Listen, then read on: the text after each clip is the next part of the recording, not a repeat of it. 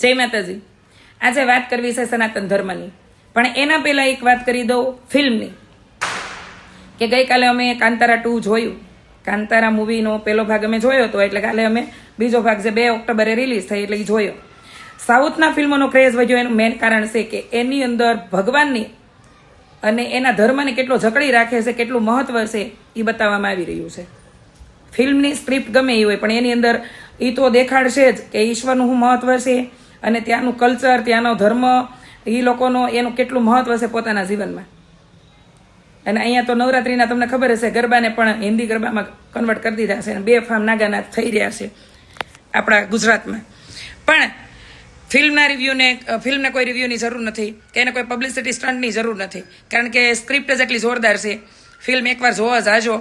આનાથી મને યાદ આવ્યું સનાતન ધર્મની વાત એટલા માટે કે પ્રકૃતિને કેટલો પ્રેમ કરે છે એ લોકો, કેટલી પૂજનીય છે એના માટે. અને આ પ્રકૃતિ એ જ ઈશ્વર છે.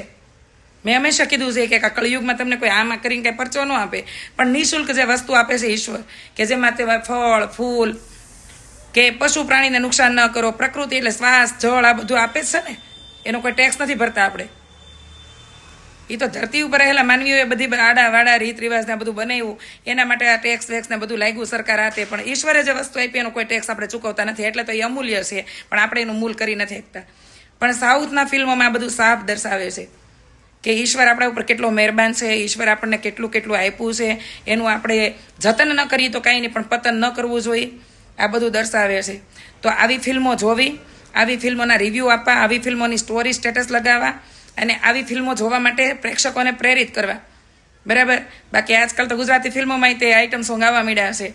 હમણાં એવું જ છે ને, ઓલું પોપટ બોલે તો આવું બધું અત્યારે જો ગુજરાતી ફિલ્મોમાં કંઈ વાક નથી. તમે જો કોઈ ટિપિકલ કહાની પર બનાવો તો કે આ લોકો એના કમ્ફર્ટ ઝોનમાંથી બહાર નથી નીકળતા અને આવી ટિપિકલ મૂવી બનાવે છે, પછી ક્યાંથી ગુજરાતી પ્રેક્ષકો જાય?